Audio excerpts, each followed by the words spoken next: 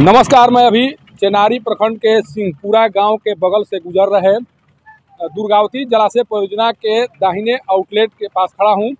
ये दाहिना आउटलेट है, जिस आउटलेट को रोहतास के खेतों को पानी देने के लिए बनाया गया है। इसी पर ये काम चल रहा है ढलाई का।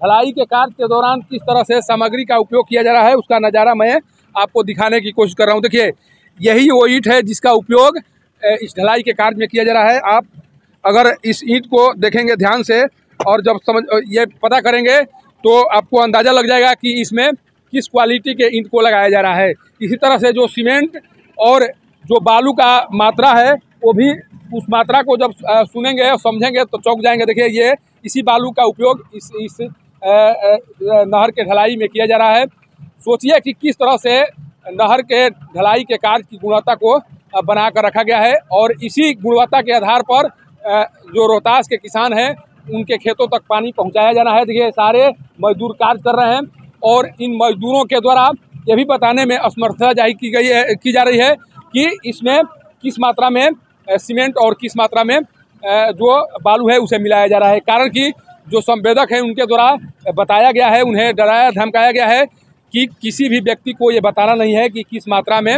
जो सीमेंट और बालू का मिक्सचर बनाया जा रहा है। देखिए, ये दृश्य देखिए, वहाँ पर जो ईंट रखे गए हैं। सोचिए कि जब इस ईंट से जब इसका ढलाई होगा तो ये कितना दिन तक ढलाई का कार्य थम पाएगा या कितना दिन तक ये चल पाएगा, आप अंदाज़ा लगा सकते हैं। देखिए, ये लगातार मैं दृश्य दिखाने की कोशिश कर रहा हूँ। यही वो ईंट है। इसी ईंट के बदौलत इस जो आउटलेट है उसे मजबूत बनाने की कोशिश की जा रही है।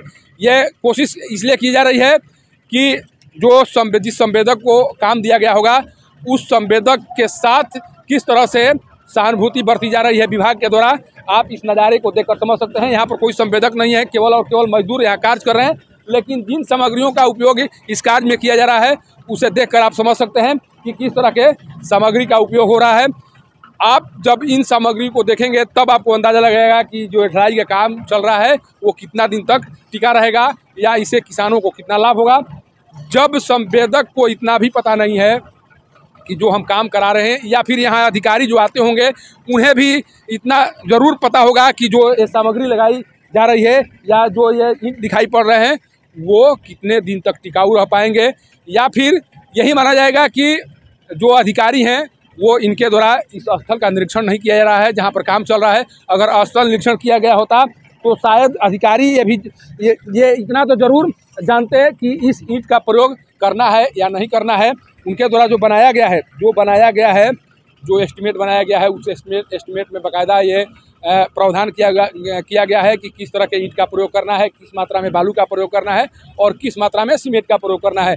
इतना होने के बाद में भी जब इस तरह के सामग्री से किसी आउटलेट का निर्माण होगा तो उस निर्माण की गुणवत्ता पर सवाल उठेंगे और जब सवाल उठेंगे तब इन अधिकारी और संवेदक को जवाब देना जरूरी पड़ जाएगा। कारण कि अगर उनके द्वारा जवाब नहीं दिया जाता है तो यही माना जाएगा कि संवेदक और अधिकारी के घालमेल से ये इस आउटलेट को बर्बाद करने की कोशिश की जा रही है और ये आउटलेट किसानों के हितों में काम नहीं आ पाएंगे। दुर्गावती जलाशय परियोजना के आउटलेट से पब्लिक न्यूज़ के लिए सत्येंद्र चौबे की रिपोर्ट।